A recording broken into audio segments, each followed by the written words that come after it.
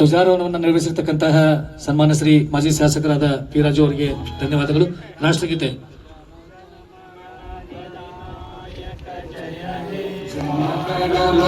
अधिनायक जय हे भारत भाग्य विधाता पंजाब सिंध गुजरात मराठा द्राविड उत्कल गंगा विंध्य हिमाचल यमुना जलधि तरंगा तव शुभ नामे जागे. ಸನ್ಮಾನ್ಯ ಜಯಗುಣಿ ಅವರೇ, ಜಾಸ್ತಿ ಮಾತನಾಡೋದಿರಲ್ಲ. ಈ ತರ ಹಾಸ್ಟೆಲ್ಲು ಮತ್ತೆ ಸಾಮಾಜಿಕ ಸೇವೆ ಮಾಡುವಂತಹ ಕೇಂದ್ರಗಳಿಗೆ ಕರೆದಾಗ ನಾನು ಬಹಳ ಸಂತೋಷದಿಂದ ಬರ್ತೀನಿ. ಯಾಕೆ ಅಂದ್ರೆ ನಾನು ಹಾಸ್ಟೆಲ್ ಅಲ್ಲಿ ಓದ್ದೋನು. ಹಾಗಾಗಿ ನೀವು ಬರುವಾಗ ಅಲ್ಲೆಲ್ಲ ಸೋಪ್ ಬಾಕ್ಸ್ ಇಟ್ಟಿದ್ರಲ್ಲ, ಅದನ್ನ ನೋಡ್ತಾ ಬಂದೆ ನಾನು. ಅದೇ ರೀತಿ ಸೋಪ್ ಬಾಕ್ಸ್ ನಾನು ಅಲ್ಲಿ 38 ಜನ ವಿದ್ಯಾರ್ಥಿಗಳು ಇದ್ವಿ. 38 ಜನರಿಗೆ ಬರೀ 3 kg ಅಕ್ಕಿ ಕೊಡ್ತಿದ್ರು. ಆ ಅಕ್ಕಿ ತೂಕ ಮಾಡೋ ಕೆಲಸ ನಂದು. ಈಗ ಎಷ್ಟು kg ಕೊಡ್ತೀರಿ? ಎಷ್ಟು ಮಕ್ಕಳು ಇಲ್ಲಿ? 54ಕ್ಕೆ ಎಷ್ಟು kg ಅಕ್ಕಿ? 12-13 kg ಹಾಕ್ತೀರಿ. ನಾವು ಅವಾಗ 2.5-3 kg ಅಕ್ಕಿಯಲ್ಲಿ ಅಷ್ಟೆಲ್ಲ ಊಟ ಮಾಡಬೇಕಿತ್ತು. ಇಷ್ಟಿಷ್ಟ ಅನ್ನ ಬರ್ತಿತ್ತು. ನನಗೆ ಅಕ್ಕಿ ತೂಕ ಮಾಡೋ ಜವಾಬ್ದಾರಿ ಹಚ್ಚಿದ್ರು. ಯಾಕೆಂದ್ರೆ ನಾನೊಂದ್ ಸ್ವಲ್ಪ ಮಗ್ಗಿ ಗಿಗ್ಗಿ ಕಲ್ತಿದ್ದೆ, ಅವಾಗ ಒಂದ್ ಸ್ವಲ್ಪ ಪದ್ಯ ಎಲ್ಲ ಕಲ್ತಿದ್ದೆ ಅಂತ ಹೇಳಿ ನನಗೆ ಅಕ್ಕಿ ತೂಕ ಮಾಡಕ್ ಹಚ್ತಿದ್ರು. ನಾನು ಅಕ್ಕಿ ತೂಕ ಮಾಡುವಾಗ 4 ದಿನ ಪ್ರಾಮಾಣಿಕವಾಗಿ ತೂಕ ಮಾಡಿದೆ. 2.5 kg ಅಂದ್ರೆ ಕರೆಕ್ಟ್ 2.5 kgನೇ ತೂಕ ಮಾಡ್ತಿದ್ದೆ. ಹಾಸ್ಟೆಲ್ ಹುಡ್ರೆಲ್ಲ ಒಂದ್ಸರಿ ಹಿಡ್ಕೊಂಡು ಕೂಡ ಹಾಕಿದ್ರೆ ನನ್ಗೆ ಯಾವನ್ಲೇ ನೀನು ಎಲ್ಲಿಂದ ಬಂದಿ ಅಂತ. ಹಿಂಗೆಲ್ಲ ತೂಕ ಮಾಡಬಾರ್ದು, ಈ ತರ ಮಾಡ್ಬೇಕು ಅಂದ್ರೆ ಹೇಗೆ ಅಂದೆ. ನೀನು ನಮ್ಮ ವಾರ್ಡನಿಗೆ ಒಂದ್ ಸ್ವಲ್ಪ ವಯಸ್ಸಾಗಿತ್ತು, ಕಣ್ಣಷ್ಟು ಸರಿ ಕಾಣ್ತಿರ್ಲಿಲ್ಲ. ಆ ತಕ್ಕಡಿಯನ್ನ ಕಾಲಲ್ಲಿ ಒತ್ತಿ ಹಿಡಿಬೇಕು, ಅಕ್ಕಿ ಹಾಕಿ ಸ್ವಲ್ಪ ಜಾಸ್ತಿ ಅಕ್ಕಿ ಬರೋ ರೀತಿ ಮಾಡಬೇಕು ಅಂತ ಹೇಳಿದ್ರು. ಅವಾಗ ಅಷ್ಟು ಮಾಡಿದ್ರು ಕೂಡ ಬಹಳ ಕಡಿಮೆನೆ ಅನ್ನ ಸಿಕ್ತಿತ್ತು, ಹೊಟ್ಟೆ ತುಂಬಾ ಅನ್ನ ಸಿಕ್ತಿರ್ಲಿಲ್ಲ. ಈಗ ದಿನಗಳು ಬದಲಾಗಿದ್ದಾವೆ. ಈಗ ಬಹುತೇಕ ಯಾವ ವಿದ್ಯಾರ್ಥಿಗಳು ಹಸಿವಿನಿಂದ ಇರ್ತಾರೆ ಅಂತ ಅನ್ಸಲ್ಲ ನನಗೆ. ಗುಣಮಟ್ಟ ಇದೆಯಾ, ಕ್ವಾಂಟಿಟಿ ಇರುತ್ತೆ, ಕ್ವಾಲಿಟಿ ಇದೆಯಾ, ಅದನ್ನು ಇಂಪ್ರೂವ್ ಮಾಡಬೇಕು. ಇದು ಈ ದೇಶದಲ್ಲಿ ಮೊದಲ ಆದ್ಯತೆ ವಿದ್ಯಾರ್ಥಿಗಳು ಆಗಬೇಕು. ನಮ್ಮ ಫಸ್ಟ್ ಪ್ರಯಾರಿಟಿ ಎಜುಕೇಶನ್ ಆಗಬೇಕು. 2ನೇ ಪ್ರಯಾರಿಟಿ ಹೆಲ್ತ್ ಆಗಬೇಕು. 3ನೇ ಪ್ರಯಾರಿಟಿ ಇನ್ಫ್ರಾಸ್ಟ್ರಕ್ಚರ್ ಆಗಬೇಕು. ಪ್ರತಿಯೊಬ್ಬ ಮಗು, ಅದು ಬಡವನ ಮಗು ಆಗಿರ್ಲಿ ಅಥವಾ ಶ್ರೀಮಂತನ ಮಗು ಆಗಿರ್ಲಿ, ಒಂದೇ ಕ್ವಾಲಿಟಿ ಎಜುಕೇಶನ್ ಸಿಗೋ ರೀತಿ ಯಾವ ರಾಷ್ಟ್ರ ನಿರ್ಮಾಣ ಮಾಡುತ್ತೆ, ಆ ರಾಷ್ಟ್ರಕ್ಕೆ ಭವಿಷ್ಯ ಇದೆ. ಈ ಮಕ್ಕಳ ಮೇಲೆ ಒಂದು ರಾಜ್ಯ ಅಥವಾ ಒಂದು ರಾಷ್ಟ್ರ ಇನ್ವೆಸ್ಟ್ ಮಾಡಿದ್ರೆ ಆ ಇನ್ವೆಸ್ಟ್ಮೆಂಟ್ಗೆ ಫಲ ವಾಪಸ್ ಬರೋದಕ್ಕೆ 20 ವರ್ಷ ಬೇಕು. ಆದ್ರೆ ರಾಷ್ಟ್ರವನ್ನ ನಡೆಸುವಂತವರಿಗೆ, ರಾಜ್ಯವನ್ನ ನಡೆಸುವಂತವರಿಗೆ 20 ವರ್ಷ ಮುಂದಿನ ಯೋಚನೆ ಮಾಡೋದು ಇಲ್ಲ ಅಂದ್ರೆ, ಮುಂದಿನ ಚುನಾವಣೆ ಬಗ್ಗೆ ಅಷ್ಟೇ ಯೋಚನೆ ಮಾಡಿದರೆ ಆ ರಾಷ್ಟ್ರಕ್ಕೆ ಭವಿಷ್ಯ ಇಲ್ಲ, ಆ ರಾಜ್ಯಕ್ಕೆ ಭವಿಷ್ಯ ಇಲ್ಲ.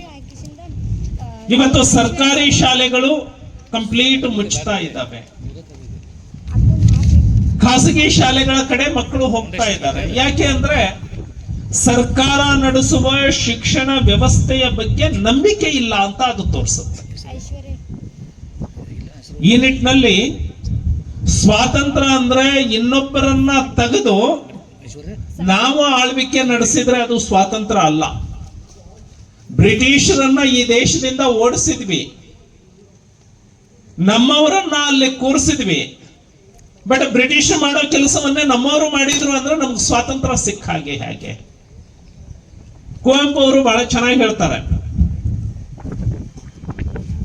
ಯಾರು ಹಿತವರು ನಮಗೆ ಈ ದುಷ್ಟರ ಕೂಟದೊಳಗೆ, ಕತ್ತಿ ಪರರದಾದರೆ ಹಾವೆ, ನಮ್ಮವರೇ ಹದ ಹಾಕಿ ತಿವಿದರೆ ಅದು ನಮಗೆ ಹೂವೆ ಅಂತ. ಬ್ರಿಟಿಷರ ಆಳ್ವಿಕೆ ಮಾಡಿದ್ರೆ ಸರಿ ಇಲ್ಲ, ಬಟ್ ಬ್ರಿಟಿಷ್ಗಿಂತ ಕೆಟ್ಟದಾಗಿ ನಮ್ಮವರು ಆಳ್ವಿಕೆ ಮಾಡಬಹುದಾ? ಬ್ರಿಟಿಷ್ ಪೊಲೀಸರು ಬೂಟ್ಗಾಲಲ್ಲಿ ಒದಿತಿದ್ರು, ನಮ್ಮ ಪೊಲೀಸರು ಬೂಟ್ಗಾಲಲ್ಲಿ ಒದಿಬಹುದಾ? ಬ್ರಿಟಿಷ್ ಅಧಿಕಾರಿಗಳು ಕಾರ್ಯಾಲಯದ ಒಳಗೆ ಬಿಡ್ತಿರ್ಲಿಲ್ಲ ನಮ್ಮ ದೇಶದ ಜನರನ್ನ, ಬೋರ್ಡ್ ಹಾಕಿದ್ರು, dogs and Indians are not allowed ಅಂತ. ನಾಯಿಗಳಿಗೆ ಮತ್ತು ಭಾರತೀಯರಿಗೆ ಒಳಗೆ ಪ್ರವೇಶ ಇಲ್ಲ ಅಂತ ಬೋರ್ಡ್ ಹಾಕ್ತಿದ್ರು ಬ್ರಿಟಿಷರು. Dogs and Indians are not allowed. ಈಗಲೂ ಗರಿ ಅಂಗೆ ಹಾಕೊಂಡವನಿಗೆ ಡಿಸಿ ಆಫೀಸ್ ಒಳಗೆ ಪ್ರವೇಶ, ಗರಿ ಅಂಗೆ ಹಾಕೊಂಡವನಿಗೆ ವಿಧಾನಸೌಧದ ಗೇಟ್ ಒಳಗೆ ಪ್ರವೇಶ, ಗರಿ ಅಂಗೆ ಹಾಕೊಂಡವನಿಗೆ ತಹಸೀಲ್ದಾರ್ ಆಫೀಸು, ಪೊಲೀಸ್ ಸ್ಟೇಷನ್ ಒಳಗೆ, ಮುನ್ಸಿಪಾಲಿಟಿ ಒಳಗೆ, SP ಆಫೀಸ್ ಒಳಗೆ ಪ್ರವೇಶ. ಹರಕ ಬಟ್ಟೆ ಹಾಕೊಂಡವನಿಗೆ, ಕಾಲಲ್ಲಿ ಚಪ್ಪಲಿ ಹಾಕೊಂಡವನಿಗೆ ಪ್ರವೇಶ ಇಲ್ಲ ಅಂದ್ರೆ ಈ ದೇಶಕ್ಕೆ ಸ್ವಾತಂತ್ರ್ಯ. ಈ ನಿಟ್ಟಿನಲ್ಲಿ ನಾವು ಯೋಚನೆಯನ್ನ ಮಾಡಬೇಕಾಗಿದೆ. ಹಾಗಾಗಿ ಮಕ್ಕಳಿಗೆ ನಾವು ಸ್ವಾತಂತ್ರ್ಯ ಚಳವಳಿಯ ಬಗ್ಗೆ ಎಷ್ಟು ಹೇಳಿದ್ದೀವಿ? ಇವತ್ತು ಇಂಜಿನಿಯರಿಂಗ್ ಕಲಿಸಿರುವಂತಹ, MBBS ಕಲ್ತಿರುವಂತಹ ಮಕ್ಕಳಿಗೆ ಕ್ವಿಟ್ ಇಂಡಿಯಾ ಮೂವ್ಮೆಂಟ್ ಬಗ್ಗೆ ಮಾತನಾಡು, ನಾನ್ ಕೋಆಪರೇಷನ್ ಮೂವ್ಮೆಂಟ್ ಬಗ್ಗೆ ಮಾತನಾಡು, ಸಿವಿಲ್ ಡಿಸೊಬಿಡಿಯನ್ಸ್ ಬಗ್ಗೆ ಮಾತನಾಡು, ಜಲಿಯನ್ ವಾಲಾಬಾಗ್ ಹತ್ಯಾಕಾಂಡದ ಬಗ್ಗೆ ಮಾತನಾಡು, ಮಾರ್ಚ್ 23, 1931ಕ್ಕೆ ಭಗತ್ ಸಿಂಗ್ನನ್ನ ನೇಣು ಹಾಕಿದ್ರು ಅದರ ಬಗ್ಗೆ ಮಾತನಾಡು, ಕಿತ್ತೂರು ರಾಣಿ ಚೆನ್ನಮ್ಮ ಮತ್ತೆ ಥ್ಯಾಕರೆ ನಡುವೆ ನಡೆದಂತಹ ವಾಗ್ವಾದಗಳ ಬಗ್ಗೆ ಮಾತನಾಡು ಅಂದ್ರೆ ಎಷ್ಟು ಜನ ಇಂಜಿನಿಯರ್ಸ್ ಮಾತನಾಡಬಹುದು, ಎಷ್ಟು ಜನ ಡಾಕ್ಟರ್ಸ್ ಮಾತನಾಡಬಹುದು, ಎಷ್ಟು ಜನ ಪೊಲಿಟಿಷಿಯನ್ಸ್ ಮಾತನಾಡಬಹುದು. ಅಂದ್ರೆ ನಾವು ಬಾಲ್ಯದಿಂದ ಈ ದೇಶದ ಬಗ್ಗೆ, ಈ ದೇಶದ ಅಸ್ಮಿತೆಯ ಬಗ್ಗೆ, ಈ ದೇಶದ ಸಾರ್ವಭೌಮತ್ವದ ಬಗ್ಗೆ ನಾವು ನಮ್ಮ ಮಕ್ಕಳ ಒಳಗೆ ಅದನ್ನ ಮೂಡಿಸ್ಲಿಲ್ಲ ಅಂತ ಹೇಳಿದ್ರೆ ಮುಂದೆ ಈ ದೇಶವನ್ನ ಅವ್ರು ಹೇಗೆ ನಡೆಸಬಹುದು? ಇಲ್ಲಿ ಕೂತವ್ರೆ ಬಹಳಷ್ಟು ಜನ MLA ಆಗಬಹುದು, ಇಲ್ಲಿ ಕೂತವ್ರೆ ಇಂಜಿನಿಯರ್ ಆಗ್ತಾರೆ, ಡಾಕ್ಟರ್ ಆಗ್ತಾರೆ, ಸೈಂಟಿಸ್ಟ್ ಆಗ್ತಾರೆ. ಇವರೆಲ್ಲರೂ ಕೂಡ ನಾಳೆ ಈ ದೇಶವನ್ನ ನಡೆಸುವಂತವ್ರು. ಅವರ ಮನಸ್ಸಿನೊಳಗೆ ನಾನು ಈ ದೇಶಕ್ಕಾಗಿ ಬದುಕಬೇಕು ಅನ್ನೋದು ಬರಲಿಲ್ಲ ಅಂದ್ರೆ ಹೇಗೆ ನಡೆಸಬಹುದು? ಈ ನಿಟ್ಟಿನಲ್ಲಿ ನಮ್ಮ ಪಠ್ಯಕ್ರಮದಲ್ಲಿ ರಾಷ್ಟ್ರೀಯತೆಯ ಭಾವನೆ ಮೂಡಬೇಕು. ಅಂತಹ ಪಠ್ಯಕ್ರಮ ನಮ್ಮಲ್ಲಿ ಇದೆಯಾ? ನಮ್ಮ ಮಕ್ಕಳಿಗೆ ತಿಳಿಸಿ ಹೇಳ್ತಾ ಇದ್ದೀವ? ಚಂದ್ರಶೇಖರ್ ಆಜಾದ್ ಬಗ್ಗೆ ನಮ್ಮ ಮಕ್ಕಳಿಗೆ ಗೊತ್ತಿದೆಯಾ? ಸ್ವಾಮಿ ವಿವೇಕಾನಂದರನ್ನ ಆಳವಾಗಿ ಅಧ್ಯಯನ ನಮ್ಮ ಮಕ್ಕಳು ಮಾಡ್ತಾ ಇದ್ದಾರ? ಉಪ್ಪಿನ ಸತ್ಯಾಗ್ರಹದ ಬಗ್ಗೆ ನಮ್ಮ ಮಕ್ಕಳಿಗೆ ಗೊತ್ತಿದೆಯಾ? ಗಾಂಧೀಜಿ ಅವರ ದಂಡಿ ಯಾತ್ರೆಯ ಬಗ್ಗೆ ನಮ್ಮ ಮಕ್ಕಳಿಗೆ ಗೊತ್ತಿದೆಯಾ? ಇದನ್ನ ನಾವು ತಿಳಿಸಿ ನಾನು ಬೆಳಿಬೇಕು. ಹೇಗೆ ಬೆಳಿಬೇಕು ಅಂದ್ರೆ ನನ್ನ ದೇಶವನ್ನ ಬೆಳೆಸ್ತಾ ನಾನು ಬೆಳಿಬೇಕು.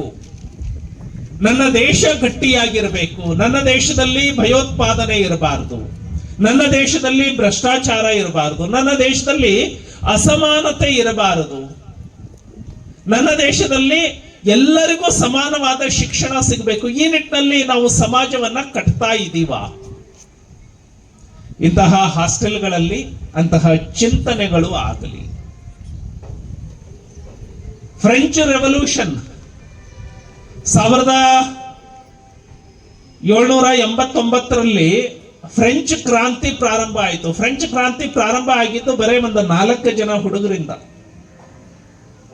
ಆ 4 ಜನ ಹುಡುಗರಿಗೆ ಕೂತ್ಕೊಳ್ಳಿಕ್ಕೆ ಯಾರು ಜಾಗ ಕೊಡ್ಲಿಲ್ಲ. ಟೆನ್ನಿಸ್ ಕೋರ್ಟ್ ಅಲ್ಲಿ ಕೂರ್ತಾರೆ ಆ ಮಕ್ಕಳು, ಯುವಕರು. 1789ರಲ್ಲಿ ಅದನ್ನ ಟೆನ್ನಿಸ್ ಕೋರ್ಟ್ ರೆಸಲ್ಯೂಷನ್ ಅಂತಾನೆ ಮಾಡ್ತಾರೆ.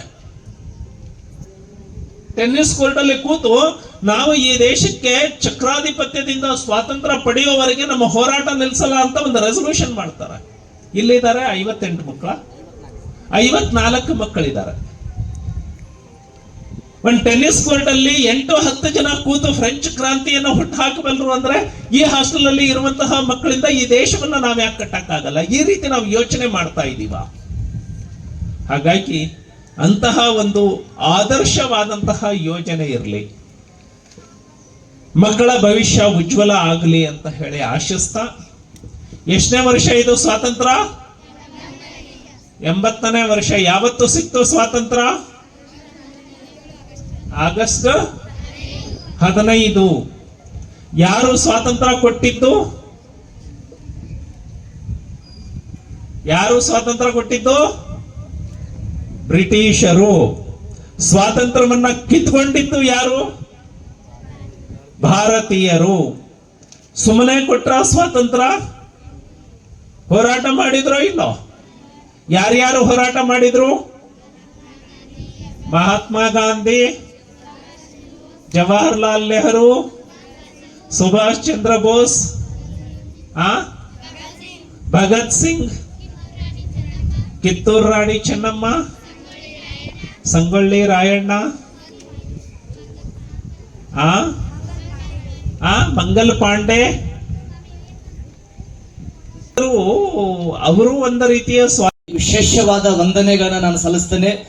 ನನಗಿವತ್ತು 2 ರೀತಿಯಾದಂತ 80ನೇ ವರ್ಷದ ಸ್ವತಂತ್ರೋತ್ಸವ ನಾವು ಆಚರಿಸ್ತಾ ಇದೀವಿ. ಅದು ನನಗೆ ಬಹಳ ಸಂತೋಷ, ಆನಂದ.